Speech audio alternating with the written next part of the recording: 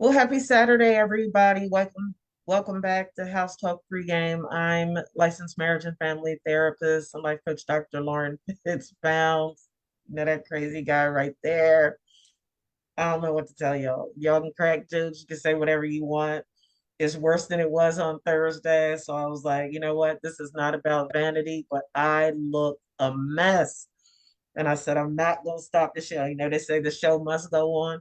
So the show is going to go Right. on, but I'm going to spare you exposure to my deformities right now because I look a freaking mess. So, that being said, welcome back, y'all. Welcome back. I'm not gonna lie to y'all. When we first logged on this morning and I seen she had the mask on, I instantly started to roll my eyes because I thought she was acting like those individuals during COVID who was wearing gloves in the store. I ain't gonna lie. I was like, my first, what did I say? In your house? Right. Like, I was like, what you got going at home? You gotta wear a mask in your house. Like, what is I was like, what wrong you're not right about to tell me is my man blew it up like that. You got to wear a mask in the crib. You're not about to tell me that. Not about to tell me that. But happy Saturday, everybody. Here we are once again. I'm not gonna lie to y'all. I think this is episode 144, but don't hold me to that. I gotta look in my notes. But we got a really good topic lined up for y'all It's today. Got a lot of things. 147. You three sets, you 137. three. Yeah, Oh, man. Today's oh, 147. You three ooh, shows I'm off. way off. Ooh, okay. All right, my bad, y'all. 147. Okay. So we got a few things to catch y'all up on, talk about and everything. As y'all know, the NFL draft took place this past Thursday and Friday. I think today's the final day, rounds 4 through Mhm. 7. Um, what did you think of Atlanta getting Michael Penix Jr. from Washington? So I don't, folk are like, well, what is this? What like I don't see the issue. I mean, they're building and they're future focused, in my opinion. Um, so I'm like, well, what's the problem? Everybody got something to say about everything. It's like what? I mean, I think, don't get me wrong, he's a phenomenal quarterback. He actually put out a message, a letter. He sent a letter to all 32 GMs, which I thought was really cool because I had a chance to read the Mm-hmm. letter. So for those who aren't necessarily familiar on Michael Penix Jr., he was the University of Washington's quarterback the last two seasons. Had a phenomenal season this past year. They didn't win the national championship, but he had a. I think he should have won the Heisman if you ask me. I thought his Mm-hmm. resume was way superior than Jaden Daniels. Don't get me wrong, Jaden Daniels had a really great season and everything at LSU. Mm-hmm. I just thought Michael Penix Jr. had a way better season at Mm-hmm. Washington. Mm-hmm. But Michael Penix Jr. has also had four season ending injuries in his Mm-hmm. career in college. I Mm-hmm. want to say he had a shoulder issue, two ACL tears, and he had another tear of something. Mm-hmm. Um, so obviously, and then I think one of the NFL doctors had flagged him during the combine process or during the medical process to say, "Hey, Mm-hmm. this guy's had these injuries and things like that. Just keep that in mind." Yeah. So he put out a letter to all 32 NFL GMs, and he's Mm-hmm. basically saying, I understand everybody has questions about the injuries I've had and everything, Mm-hmm. but I feel like I've also answered a lot of those questions too. He Mm-hmm. said, since my last season ending injury, I've had over 2,000 snaps injury free. Mm-hmm. And for those who don't know, 2,000 snaps is a lot of plays in football.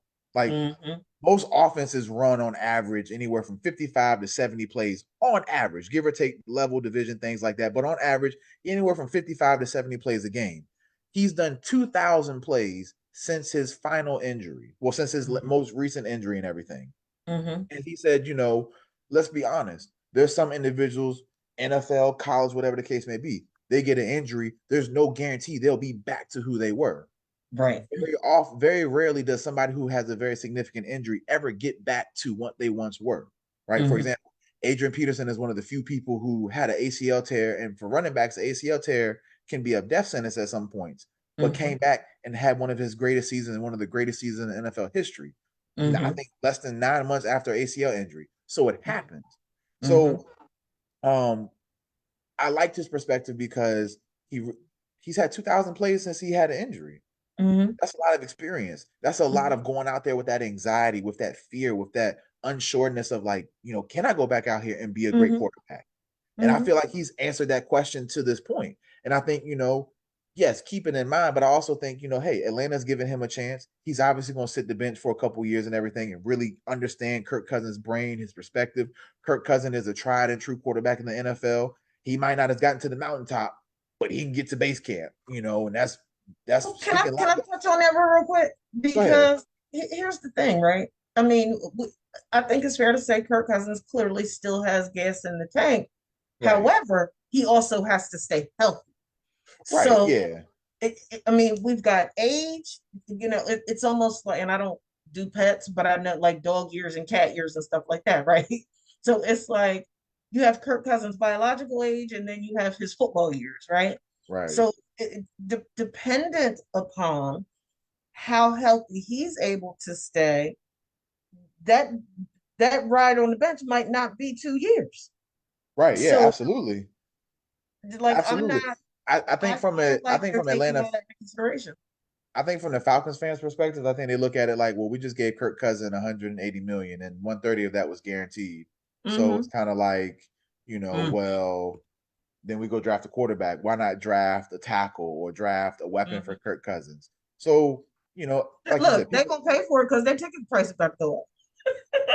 exactly. I So, mean, for real, Mercedes-Benz Stadium is beautiful, and oh, by the way, hey, y'all ticket price about to go up, and the price of your burgers and your sodas and your fries and all of your paraphernalia is about to go up to pay for all of that stuff. and people gonna pay it too. That's the crazy part. Yeah, People they gonna are. pay it.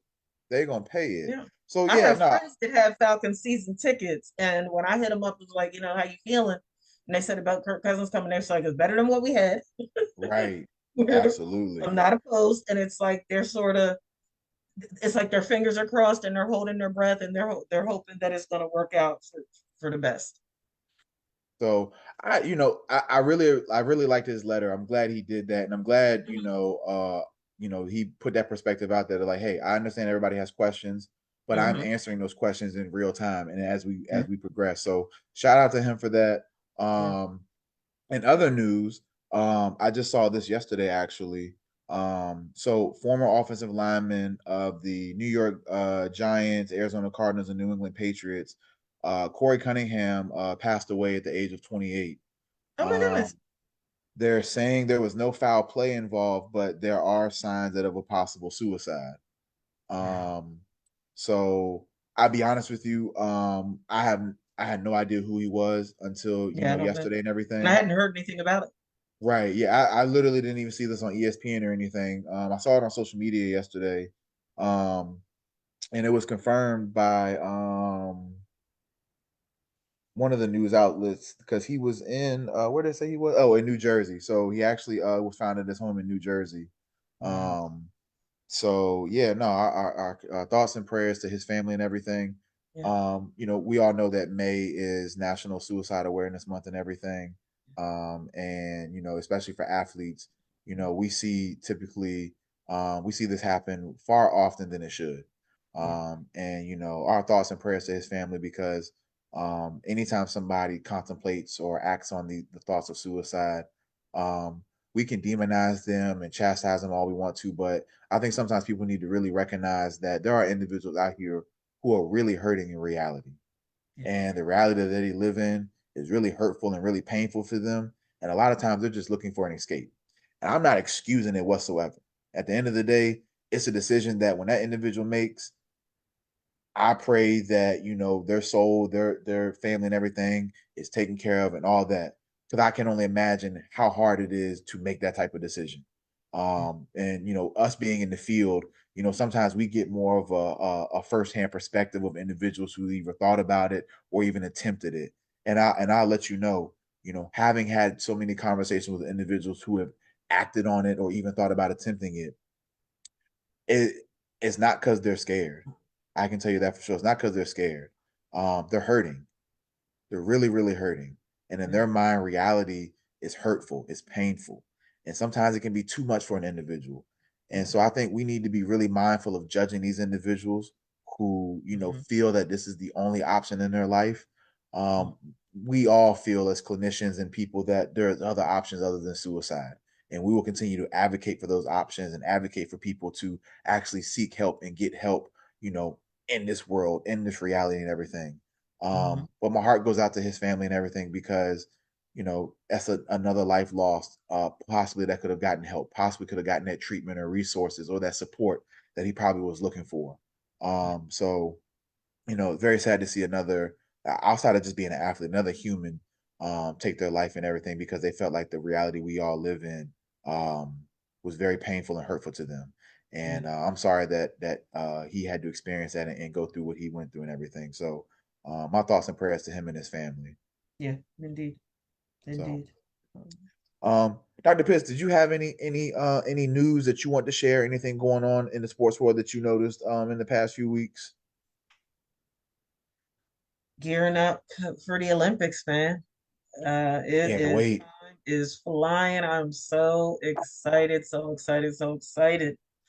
I Um, cannot wait. yeah, the countdown is on, and on the Today Show, they have been following the setup in Paris and just sort of like just allowing us to be a part of the preparation phase that's going on now. And it really, I mean, some people might think it's corny. I think it's super duper duper duper duper exciting. Interestingly enough, in doing research for the show, I found out that there were not, I forget the exact number, but there were several Chinese athletes that were on the Chinese swim team that got popped for doping. Damn. And yep, yep, yep, yep. But after the investigation and the whole 9 yards, they were cleared. And some of Mm, them went on to win medals, of course, for their pre-trials and all that stuff in preparation for the Olympics. So that's interesting and definitely something to keep an eye on. right. I also, if you remember, back the last Olympic cycle, oh God, what's her name? The Lord, the gymnast, Simone Biles. Hmm. If you recall, they even when we talk about doping in a sense, Hmm. she was flagged for her mental health Yeah, medication and everything. yeah, That yep, was yep, yep. considered doping and everything. Hmm. So I wonder how they are going to address that this go around as well. Right. Because we know we talk about athletes experiencing anxiety, Hmm. experiencing depression, things like that, performance anxiety, stage fright, Hmm. whatever you want to call it, and things like that. We know that athletes suffer through that and go through that even at the Hmm. highest of levels. Hmm. And medication has shown time and time again that it can offer a um, a safeguard as a way to help cope in certain Hmm. events. Hmm. But it's crazy how that perspective can be shifted to now it's Make a it a competitive problem. advantage. And we You know how know, that ended for her too. Like she ended up dropping out, and then Yeah, she ended up dropping out that go around. yeah. So I wonder. I haven't heard of it to this point. I know still we got a few months left and everything, but Hmm. I wonder if that's going to impact any athletes for the summer games Hmm. this year. Yeah. If they're taking medication for mental health concerns.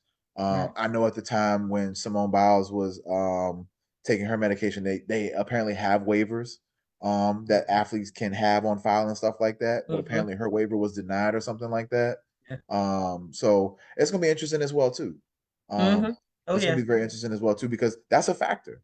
Yeah. We don't always count it in, especially for Olympic sports, but even at the Olympic level, your mental fortitude and your mental awareness and toughness during those Hmm. events. I can only imagine at that level how important that is. You Um, know what they don't talk about, and I don't even know how aware people are of this, but there are some drugs that are not legal everywhere around the world. yeah, So yeah, and whether it, I think that was the issue. I think that was hmm the issue with Simone Biles medication. I think in because it was in Japan, right? China or Japan? It was in China. I don't remember. Or was it in Japan? I think it was in Japan. Yeah, it was in Japan. Tokyo. Yeah, Tokyo. So Hmm. I think in Japan, I think the medication she was taking is banned for public consumption. Um, so I think that's why she ran into the issue. I Hmm. don't know what France's policies are and things like Right. that. I would imagine that might not be the case. Um, but we'll see. We'll see if Yeah. that does come into play there. But yeah, no, doping runs rampant in Olympic sports and everything. And Mm-hmm. as our topic today is about doping and understanding why athletes choose to take Mm-hmm. performance enhancing drugs and things like that.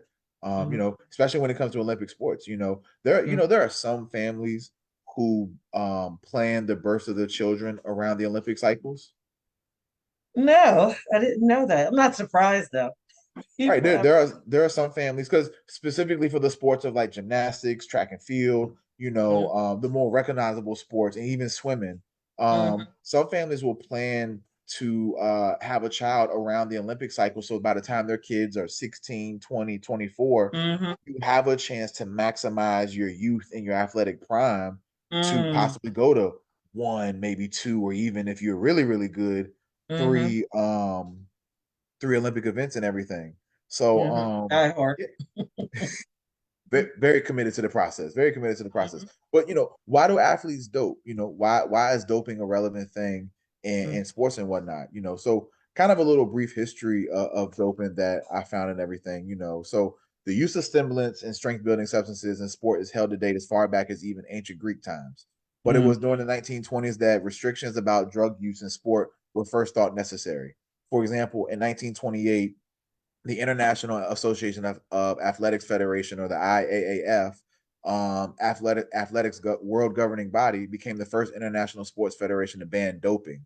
In 1966, the world governing bodies for cycling and football were the first to introduce doping tests in their respective world championships, with the first Olympic testing coming in 1968 at the Winter Games in Chernobyl and the Summer Games in Mexico. By the 1970s, most international federations had introduced drug testing. A major scandal at the 1998 Tour de France underlined the need for an independent international agency to set standards for anti-doping. Um, and then in January 2013, we all know that the retired American cyclist Lance Armstrong admitted to doping in an interview with Oprah Winfrey and was stripped of his 7 Tour de France wins and banned from the sport for life. And then December of last year, a German TV documentary alleged as many as 99% of Russian athletes were guilty of doping, although the Russian Athletics Federation described these allegations as lies. So, even going all the way back 100 plus years and even 1,000 plus years, you know, doping or having a competitive advantage in sports has always been present, has always been there. And Mm-hmm. it's not really until the last 100 years that we've really tried to, nullify that, or, not have that take away the authenticity or the genuineness of sports.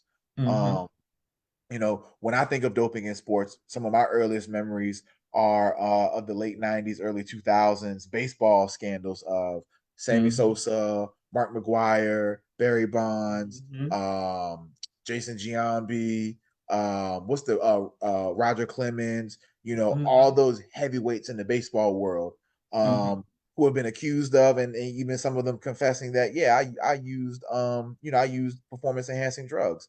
When Mm-hmm. we think of football, there's been a few athletes in the last few years who have gotten stung for it. Mm-hmm. DeAndre Hopkins is one. There's been a few other quarterbacks and a few other individuals um, who have been hit for it. In the NBA, you hear about it here and there, not too much, honestly. Theirs Uh, is for gambling. you said that again. I said in the NBA, folk get banned for gambling. NFL too. I, Mhm. What that's did a whole the nother. was it the Green Bay Packers or the Vikings or somebody? Those No, three it was players. somebody from the Colts. Was it the Colts? It was There, well, it it was was the three Colts. players. It was the Colts. The Browns had a player, Mm, and there was another team. It's been like 3 individuals in the last year who have been kicked out of the NFL for gambling. You remember mm. what's his name? The wide receiver for the Jaguars. He played for the Falcons when Calvin Ridley. He was banned for a year for betting. So But isn't that's a this whole dude from the Timberwolves? He's banned for life, right? He he's done. banned for he's banned for life. I mean, he turned what they say he turned what was it 200,000 into like 10 million or something, like something like Mm-hmm. 2 million. It was something where he turned like a little bit into a lot. It was more than he was making in the league. Um, Right. but I mean that's a whole nother conversation, because that's just Yeah. like Right. I get it, but because it's also like, well, hell, the NBA, NFL are making money off of gambling, but the players can't. Mommy But said to tell you that Roger Clemens' son plays for the Phillies now. Wow. Dang. Dang. That's crazy. I mean, well, Roger Clemens was kind of old when I started really paying attention to baseball. So I can see that. I mean, shoot, Marvin Harrison. I was watching Marvin Harrison, and now his son just got drafted. Like, so I watched Joey Porter play for the Steelers. His son's on the Steelers. Like, Mhm. Eric was so talking about that he said last night when we were watching the draft, and he said it is just mind blowing to him, like the reproductive process and how these elite athletes are producing offspring that are elite athletes, and it's just like it's wild to see how it unfolds. yeah, I ain't gonna lie to you. I saw a video this morning that really And she almost said made me. Roger Clemens is only 61, so I think she's trying to say he's not old. You're right. 61 is not old at all. Not at all. Especially for black people. 61 is like 31 nowadays. So no, 61 is not old at all. I apologize. If I made it seem like 61 was old when I said Roger Clemens was old when I started watching baseball, I humbly apologize. I'm sorry for disrespecting the baby boomer community like that. How dare I, as a millennial, talk out of place? Oh, you're stupid. My goodness. Stay in a child's place is what the baby boomers say. I will stay in a child's place. My bad. You are crazy, crazy, crazy. Um, but yeah, no. She said We apologies accepted. there we Mama go. been on you hard, but you're a baby now. She like you. There we go. There we go. Mhm. But no, so we see instances like this happen. And I was saying real quick, before I lost my train of thought, um, I saw this video this morning. It was of LeBron James, Steph Curry, and Kevin Durant, and it was talking about end of an era. And I almost shed a tear because I was like, dang, like I really watched all of them get drafted and play their entire careers growing up. Like, I'm old now. You're the old head now. Like I was in fifth grade when LeBron James was a rookie in the NBA. You didn't say nothing about the Lakers being swept.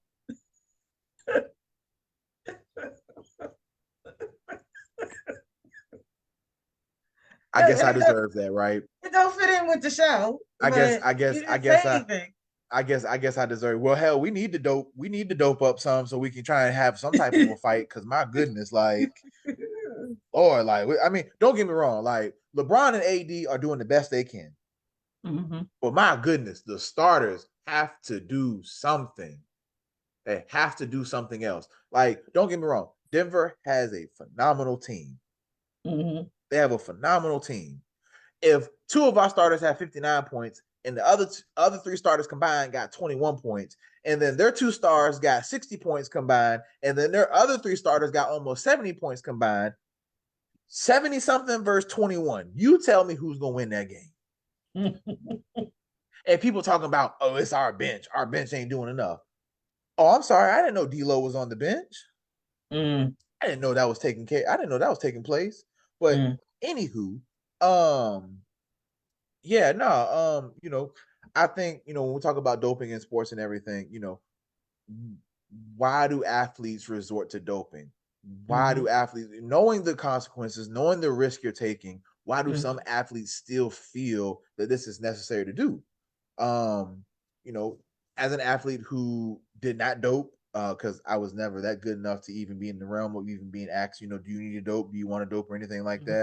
that? Um, I think sometimes it can be very simple, as such as, some of the athletes, they want to maintain their athletic prime. They want to maintain their athletic excellence. So who Um, do you think initiates that conversation, Ronnie? You said if an athlete is asked, who's the culprit of dangling that carrot in front of the athlete? I mean, from watching athlete interviews and things like that, from athletes who have used doping and things like that, a lot Mm-hmm, of times it either starts from where they have an injury that's nagging, mm-hmm, and they have an athletic trainer, or they have a personal trainer that knows a guy that knows a guy that knows a couple other people that could possibly mm-hmm, give you something to get you back. Instead of 6 weeks, we can get you back in 2 weeks. mm-hmm, It kind of starts like that, or you have an athlete who necessarily doesn't have an injury, but let's say they're on the other side of their prime, right? Maybe they're like 31, 32 on that other side of like being their greatest they can be. But we also know that some athletes at that high level, they struggle with that identity of being the guy, right? Go ahead. I just learned something the other day, and I know this more than likely is old to you, and I don't know why it took me so long to watch it. But last weekend, I watched the 30 for 30 on um Reggie White. Uh-huh. And I I was like, how did I not know that? Like if you cut me, I bleed football.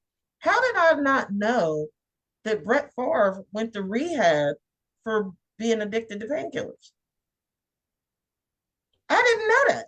I'm like, how did that get past me? Was that But like they, during that was like in the 90s or the early 2000s? I believe it was in the early 2000s because he was talking about Brett Favre was he was in the series and he was Uh-huh. saying how close he and Reggie White were and how instrumental Reggie was in helping him to navigate that dark place in his life. But what made me think of that was when you said the coming back from an injury. And Mm. there was just such this push to come back from that injury that he had sustained at the time that what was put in place to help ended up causing the problem. And he ended up addicted to painkillers and had to go to rehab. And I was like, I don't remember hearing that at the time. And I've always been diehard football. And I'm like, that got past me. I don't know how I missed that.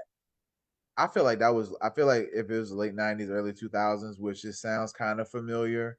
I've Mm-hmm. heard something on lines of that, but honestly, Brett Favre probably should be sitting in jail somewhere, but that's a whole nother Mm-hmm. conversation. Mm-hmm. For taking all that money and everything.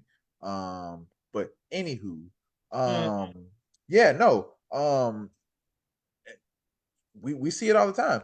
I Yeah. found some of the most common doping drugs that athletes will use. Like for example, one of the most common ones that people are familiar with are anabolic steroids, right? Right. Right. Um, and so anabolic steroids allow you to recover more quickly, build more muscle, but some of the side effects of it is can lead to kidney damage and also increased aggression, or what some individuals might Mm-hmm. call roid rage, right? Yeah. Um, then you have things such as stimulants, like I think we were talking about earlier or off the air. We are talking about Mm-hmm. stimulants such as Ritalin, Adderall, Mm-hmm. guanfacine, things like Mm-hmm. that, which can make an athlete more alert and overcome the effects of fatigue by increasing their heart rate and their blood flow.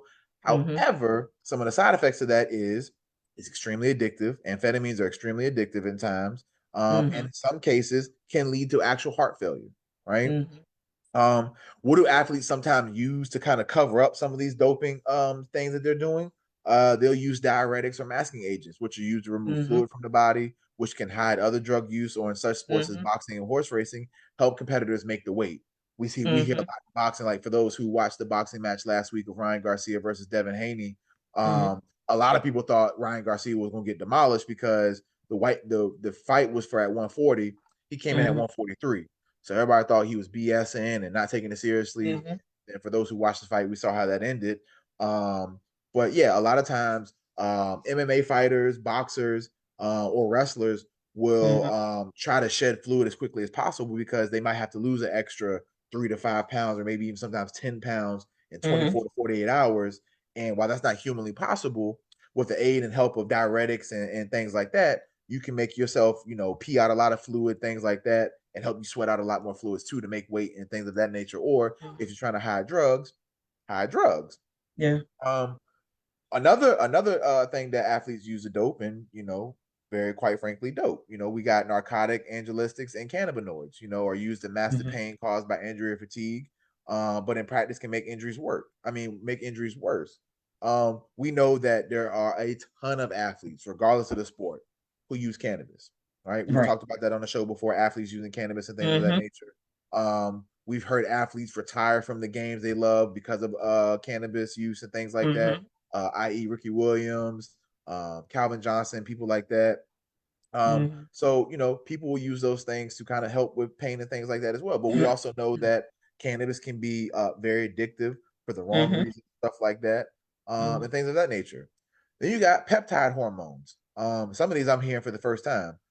So peptide hormones are substances such as EPO or F erythropoietin. I know I said that so wrong, but all my medical people out there correct me for that. Which increases bulk, strength, and red blood cell count and gives athletes more energy. And HGH was the human growth hormone, which helps build muscle.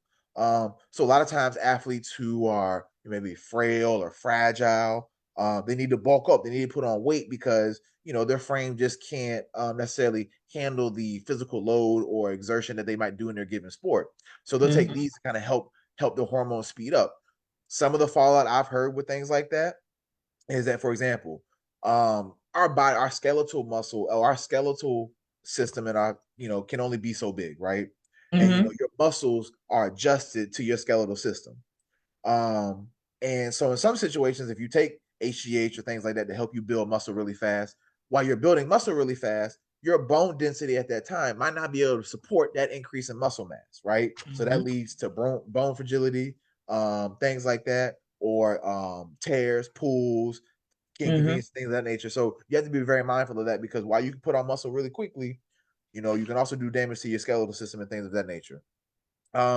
Then you got things like blood doping, where apparently blood is removed from the body and injected back in later to boost oxygen levels. That sounds like dialysis to me, but I could be wrong. Um, you know, this practice, which can lead to kidney and heart failure, is banned. Thank God, because fam, like if you need oxygen that bad, just go run. Like, just go build your Mm-hmm. endurance up because that's a lot. Then this next one is glucocorti- glucocorticoids. Glucocorticoids. Okay. Glucocorticoids mask serious injury because they are anti-inflammatories and affect the metabolism of carbohydrates, fats, and proteins and regulate glycogen and blood pressure levels. Yo, what are anyways?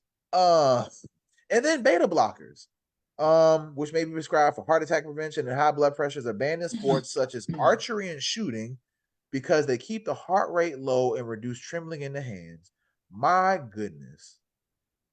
You know what I always find fascinating is the individuals who first like experimented with this stuff to realize like, yo, you could use this in sports and actually get better. Like, who would have ever thought? I mean, I get it, the rationale for shooters and archery, but like, who was the first person to say, man, let me go get some heart attack medicine so I can become a better shooter? Like, what in the world? So Look, is it something going on up here? absolutely. Absolutely. We talked about it, that idea of gaining intimate, and I would imagine I only played at the collegiate level, and I played at the D2 collegiate level. So, Mm-hmm. there wasn't a lot of high stakes going on in the CIAA football division and whatnot. Mm-hmm. But I would imagine in like Power Five football for Division One, and then even in the NFL, NBA, baseball, things like that, when there's billions of dollars circulating, things like that, Mm-hmm. people have expectations. And I think sometimes we talked about it in the last episode from a mental health standpoint about how much would mental health clinicians be influenced possibly by teams and organizations to maybe not be as honest and truthful about somebody's mental health Mm-hmm. concerns so that way they can still play. We see the same thing in regards to doping. Like, organizations feel that pressure. Like, hey, we gotta win. Like, all eyes are on us. All expectations are on us. Y'all have to go out there and produce. And for some individuals, you're looking at it like, well, I want this contract. I want this money. I got to go out here and produce. We've seen a lot of people in the NFL, for example, who are in that final year of their contract have career years because it's like, I need to get that bag. I got to get this next contract so I can feed my family, save my family, whatever the case may be. And it's almost kind of a sense like almost looking at an athlete who goes into survival mode. And we've talked about it before. When individuals are in survival mode, I'm not making always the best choice or the most rational decision. I'm Right. just making a choice to get through. I'm making a choice to get by. I want to get by this season. I need to get paid.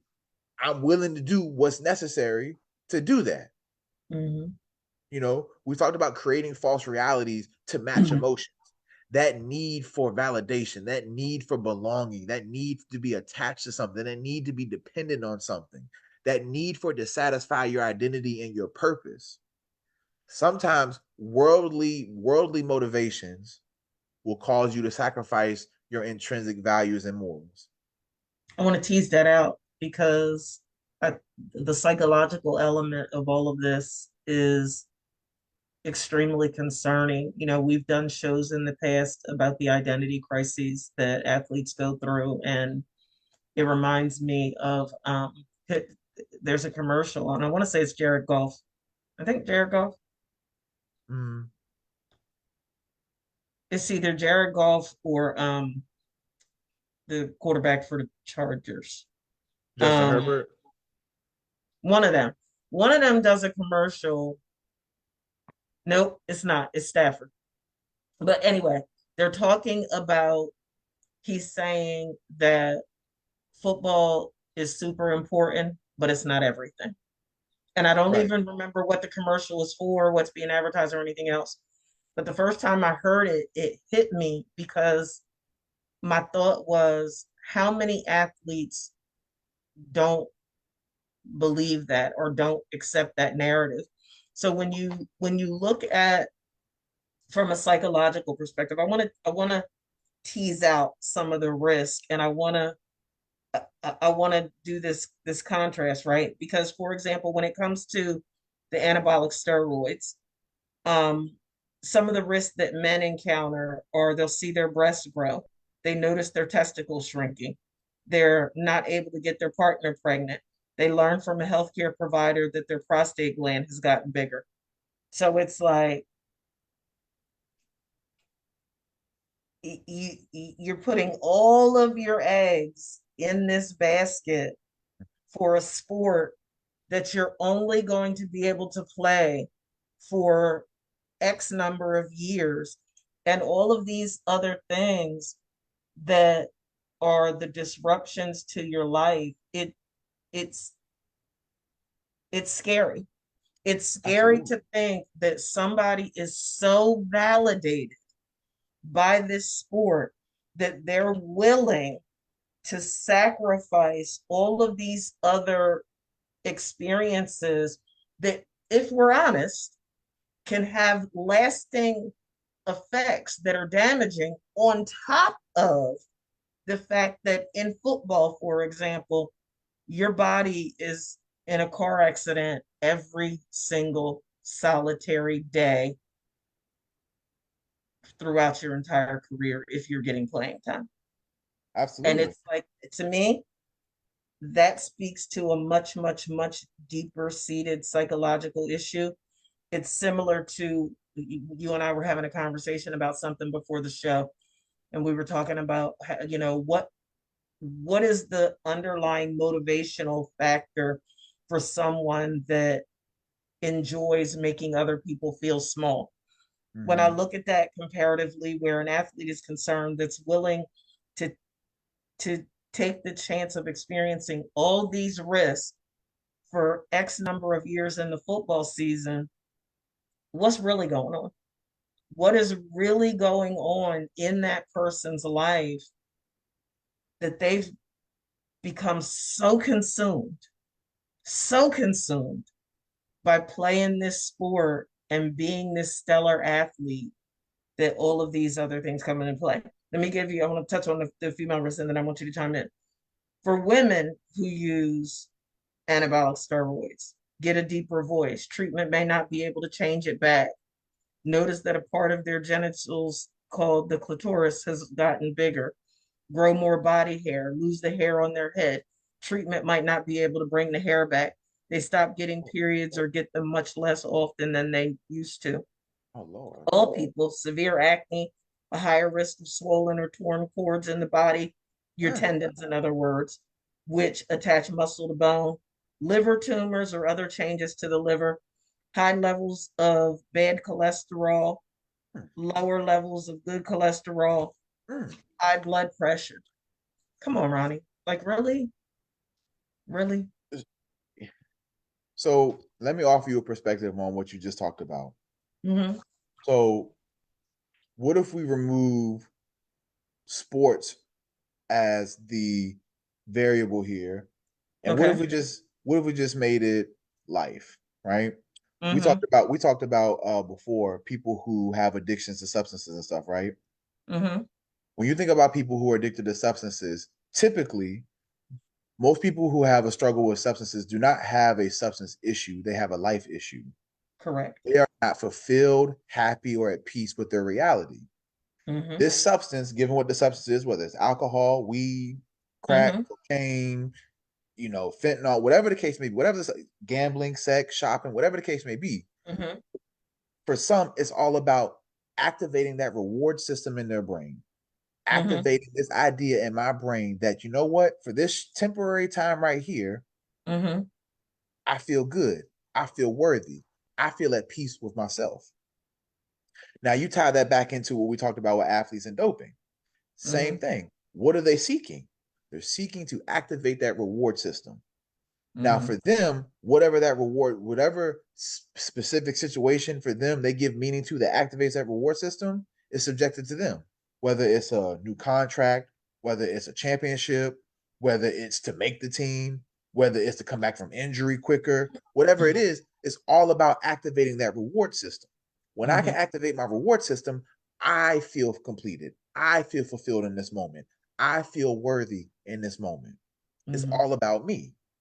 Like you said, when people have substance use issues, name the substance: alcohol, liver disease, cirrhosis, like cannabis use disorder, like psychosis, schizophrenia. Look at cocaine, heart attack. Look at meth or heroin, overdose. Like all of those drugs have dire consequences to them, Mm-hmm. but people still use them because when I'm under the influence of this substance for this moment, I Mm-hmm. feel at peace. I feel satisfied. I feel good.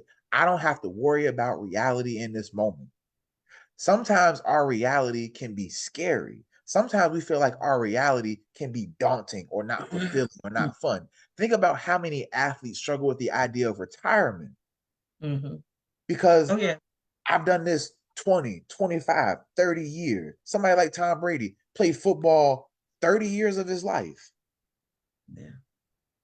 Now, he never had any doping issues or anything, but don't think for 1 second he probably never thought about, like, damn, I wonder what all my options are to have a competitive advantage, to still be able to go out here at 40, 41, 42, He was 43. talking about, they were saying that he was talking about considering coming out of retirement to be the quarterback for the Raiders. Right. Because a lot of times athletes, we have a very hard time separating ourselves as the athlete and not and recognizing that we're just a human who happens to play this sport. So, and that's just my perspective. So the athlete, so you know what? I just had a aha. So athletic performance in and of itself, in essence, is your drug of choice. Absolutely. Football was my drug of choice for 14 years. Mm-hmm. And I didn't and just like regular substance use can lead to engagement in illicit sexual acts and crime and other risky behaviors, football or basketball or baseball or swimming or gymnastics or whatever one's chosen sport is can be the drug of choice that opens that's the gateway drug. There's yeah, the analogy. The sport can be the gateway drug to all of these other risky behaviors and experiences, which is so mind blowing to me because, in essence, it's almost oxymoronish in that you're going into this sport to experience some sort of validation. And when things come full circle, the very thing that you went into trying to fill those voids and be the best version of yourself that you can be the very thing that ends up being your demise. In other words, your strengths lay very, very close to your weaknesses. And when those absolutely. lines get blurred, the very thing that was your strength can be the very thing that destroys you, i.e., athletes committing suicide. Absolutely. Yeah. It's all about reward. It's all about reward, acceptance, belonging. I wish we could have had Dr. Mark on the show today, Mm-hmm. who is our trusty He's our guest. resident sports psychiatrist. Yeah, our resident sports psychiatrist. I'm gonna reach out to him to have him listen to our dialogue here to Mhm, offer his feedback and everything. Because I would love to hear his feedback as well. But like I said, from my perspective, I think athletes who take the chance of doping, I think for them, the reality of what their athletic career to that point is, or mhm, what it would be, or what they think it is, by adding this substance or doing this in my life, I can maximize that or sustain it for longer. Right. Once mhm, again, we have the same conversation with individuals who use drugs in real world. You know, mhm, yes, like you can get high this afternoon and not worry about having to pay bills or having to feed your kids and stuff like that. But the moment you come down from that high, you're left with you. You still have mhm, to deal with these problems. Same thing mhm, for athletes. God only gave you so much athletic ability. yeah, Like you got what you got. And yes, while taking this substance, you can maximize that. You can make it better and everything. mhm. But once that drug comes out of your system, you're just left with you. Like once you have to cycle, because a lot of these drugs too, you can only take them for a certain amount of time. Then you have to cycle off of them naturally, because prolonged use will really mess you up.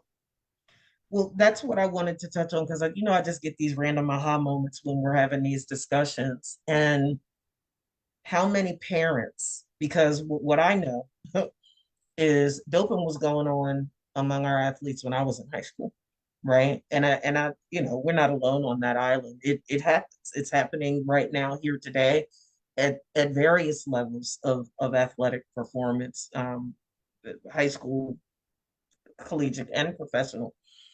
And I think that particularly where the minor athletes are concerned, I think that parents may be oblivious too. And as you're talking about these signs, right? So I want to sort of break it down here because I think that it's important for parents to know there may be signs that they're missing because what oftentimes happens, right? When you talk about roid rage, it's like these parents are thinking that, oh, Johnny he's a hothead and he's just really passionate and he's just cranky because he's got exams and all of these things. And they're, without even realizing it, they're justifying or excusing these maladaptive behaviors that their scholar athlete is engaging in. And what really could be behind that is performance enhancing drug use that is causing the manifestation of all of these behaviors that they don't know. So they just Right. think that it's normal. Oh, and you know how teenagers are. No. Johnny is doping. Sarah is doping. Keisha is doping. Hakeem is doping. So when you look at that, you mentioned diuretics. The risk of diuretics is losing more fluids than you take in, which is dehydration. People don't, how many people don't know that dehydration can kill you? Dehydration can kill you. Squeezing pain in muscles, cramps. You get cramping in your muscles. Um, Feeling faint, woozy, weak, or not steady, being low on a mineral called potassium. Look, potassium can kill you. Too much potassium, too little, it can kill you. It impacts the heart. People don't realize that. Having a drop in low blood pressure. You'd be like, look, Keisha just fainted on the basketball court. Yeah, because Keisha's blood pressure just dropped. Every time you turn around, Keisha fainting. You better be paying attention to whether or not Keisha's taking diuretics. She ain't just Because fainting for no reason. Look, Keisha may be pregnant or Keisha may be taking diuretics. And she keep fainting. yeah, There's something to pay and attention that might speak to a body image issue, because to. This thing. we know that some women, I don't want to stereotype women, but that is a common thing amongst women. It is amongst Yeah, men too. We just don't talk about it a lot, but it is common yeah, amongst men. But yeah. that's also a very plausible thing too, is that they could be Mm-hmm. taking them and exposing themselves to diuretics for body Mm-hmm. image issues and things of that nature. Ronnie, you know how many, one of the other risks of diuretics is clumsiness. You know how many clients I've worked with over the years that have been former athletes or current athletes to talk about how clumsy they are. And I can honestly admit right now here on the show that until right now, it never dawned on me that could be connected to the fact that they could have been doping? Hmm. I'm just clumsy. You know what? You know, another thing that now that you mentioned that, because we always had to go through this every year, and when I was in college, was that they would always tell us that if you buy any supplements from GNC or Vitamin Shop, that to have your athletic trainer at school test it, because a lot of the items that GNC, that I don't want to speak for Vitamin Shop, but I know for GNC for sure, a lot of the items that GNC carries and stuff like protein powders, creatines, Mm-hmm. uh, weight gainers, and things like that, a Mm-hmm. lot of those things are not NCAA approved or even FDA Mm-hmm. regulated. Just because GNC sells it doesn't mean it's necessarily safe. Also, Mm-hmm. too, just because the FDA approves it doesn't mean it's safe either. But that's a whole nother conversation. I'm not trying to get us taken. Mm-hmm. But anywho, I remember growing up, like a lot, everybody used to be at GNC stores heavy, and they would like there Mm-hmm. was a couple athletes in college, for example, who would be suspended or banned because they're taking a protein powder from GNC, and lo and behold, that protein powder got steroids in it. It's got other human growth hormones in it, Mm-hmm. and it's not the athletes. It's I mean, they'll have the argument, well, you're the athlete, you should know what you put in your body and everything, but then you're also talking to an 18, 19-year-old kid, you should know what you Right. put in your body and everything. Like, come on now, like this is a very semantical argument to have, but the point Right. is, it does happen. So you Yeah. have to be very mindful that even when you get supplements from like reputable sources like Mm-hmm. GNC, Vitamin Shop, there's I can't tell you how many supplements I see on Instagram and Facebook that claim to be made for athletes and designed for Mm-hmm. athletes and stuff like that, and lo and behold, it's got something in there that just one ingredient, and because Mm-hmm. it has that one ingredient, now you've risked your collegiate or professional season because you didn't Mm-hmm. read all the ingredients and review what ingredients are banned from Right. college and professional sports and everything. Right. Um, and then I don't know if you've heard about this before. About I want to say about 10 years ago now, there was a lineman at the University of Georgia whose his body naturally, because for those who don't know, all our bodies naturally produce anabolic steroid-esque hormones in a The sense. Like our body body, makes its own creatine yeah, our too. body, Mm-hmm. it's on creatine. Our body even makes its own DMT for those who use psychedelics and things out there. It Mm-hmm. produces DMT and everything, which they say is tied to dreams and hallucinations. Anyways, there was a lineman for the University of Georgia who essentially for 3.5 years was not allowed to play football because his body naturally secreted a higher level of anabolic hormones than what Mm-hmm. was AA approved. And I mean, it was nothing. He would get blood work done. I think he even not the blood therapy we talked about earlier, but he was Mm-hmm. getting done on his blood so that way he could become eligible. Um, and I had never heard of that before until that point. But I remember him being on ESPN about it because he was deemed ineligible because of something his own body was doing against him and Mm-hmm. everything. Mm-hmm. She So wants you to pick her up. I know, and she's half asleep too. There she goes. Yeah, she half. So the the creatine, when you look at the risks that are associated with creatine, weight gain, cramps, um,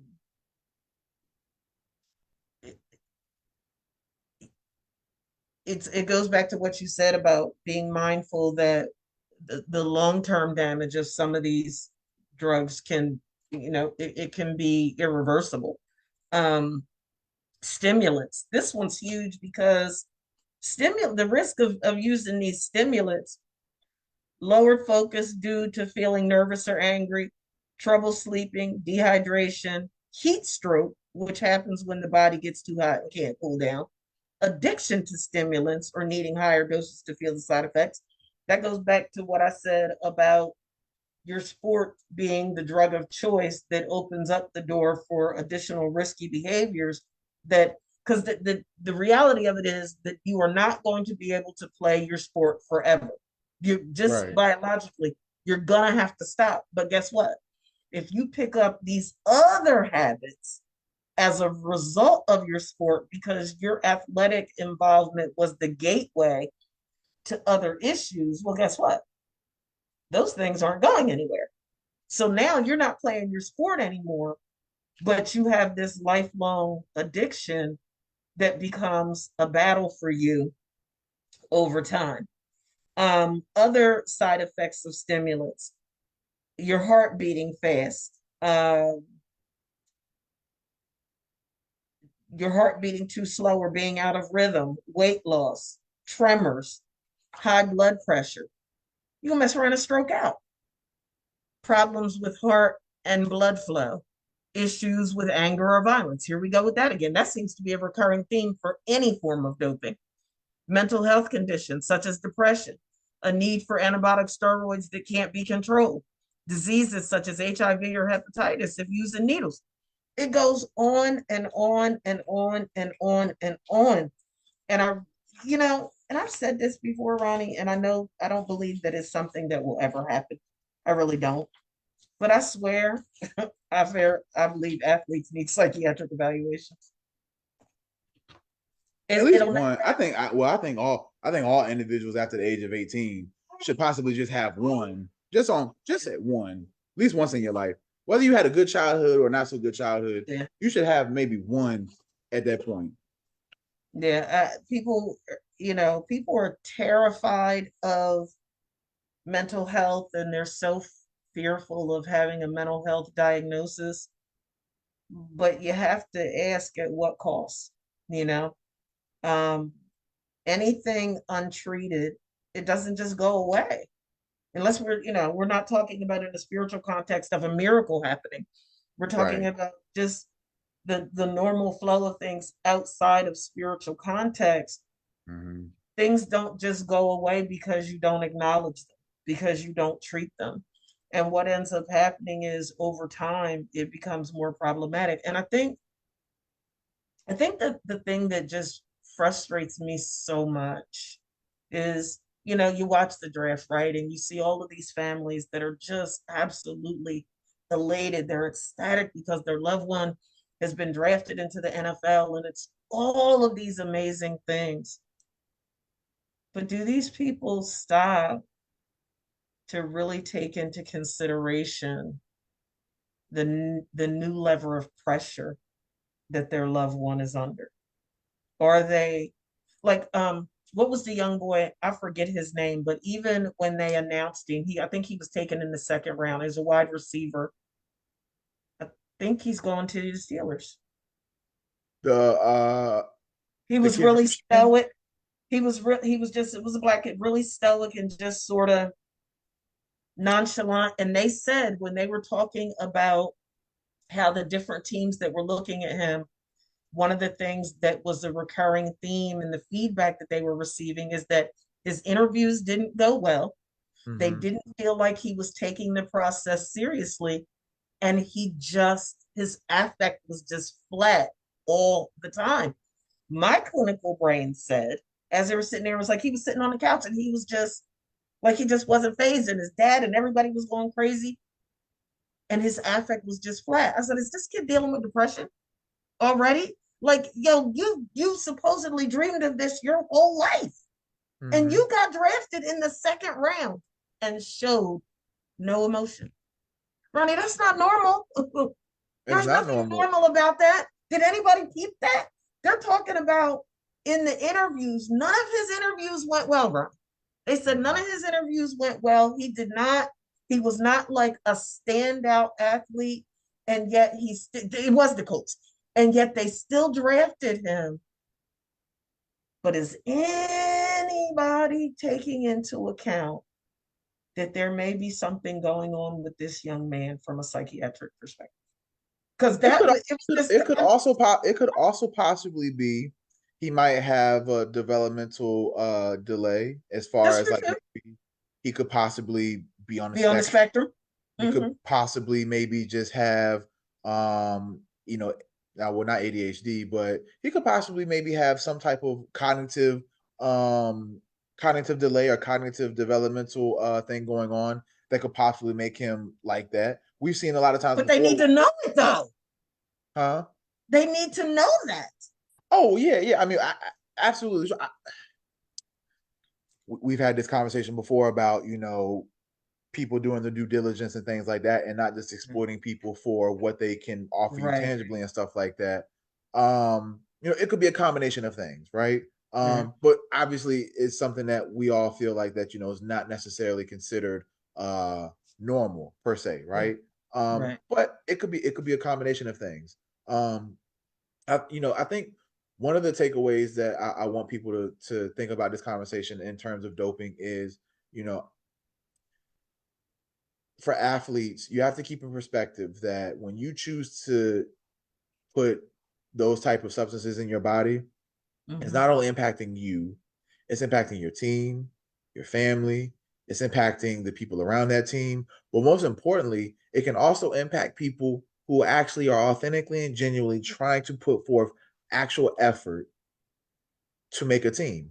That part. I've never talked to somebody. I'm pretty sure there's athletes out there, but I've never talked to an athlete who was ever robbed of an opportunity or robbed of a championship, robbed of a medal because of something. I mean, we've seen it in the Olympics from time to time, but I don't know them personally to talk to them. Hmm. But I always wondered about those athletes who have been snubbed or been shorted because of somebody else's selfishness and Yeah. choosing to make it about them. Yeah. Um, I wonder what that athlete's perspective is like. When you feel like you've given honest effort, and we all know that unfortunately we live in a world that even when you give your best effort and do things authentically and genuinely, doesn't mean you're going to be rewarded. That's right. And that's not necessarily because the bad thing's going to happen, but sometimes it's because other people just take that opportunity from you. Yeah. But I want athletes to keep that in mind. I get it. You could either be on the verge of life altering money. You could be on the verge of prolonging your career, and one more year in the NFL or NBA could get you 1 year closer to having benefits and a stipend the rest of your life for you and your family. You Hmm. might be one doping away from making the team or making your dreams become true.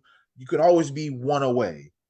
Yeah. But you can also be one away from a dire consequence. You can also Yeah. be one away from losing your life. You could also be one away from losing that opportunity and that thing that you so much love and see yourself doing. So you're always one away, but Hmm. don't make it harder to be one step closer to the one away that takes everything from you and not the one away that gives you everything you want. Indeed. So, Indeed. Well, folks, that's it for today. Um, Go enjoy the rest of the NFL draft. Get out and enjoy the weather. It's supposed to be 82 degrees in Texas today. Um, move 67 and cloudy here. yeah. We'll be back in a couple of weeks talking about the athlete and their social life, like y'all have one. Picture that. So look, folks, thanks you for joining in. We look forward to seeing you back in a couple of weeks. Have a great time, and I'll see you on Thursday for Dr. Pitt's Tips Live on Facebook and Instagram. Tell your family members, tell your friends, tell your colleagues. It's a free therapy session full of information on virtually any and every topic that you can think of, behaviorally, mental health wise, or relationally, that can definitely add some value to your life if you choose to take a listen and share. So that's every Thursday at 7 p.m. Eastern Standard Time on Facebook and Instagram. I'll see y'all Thursday. Ronnie Ransom, I'll see you in a couple weeks. Yes, Bye, ma'am. Y'all take everybody. care. Bye bye.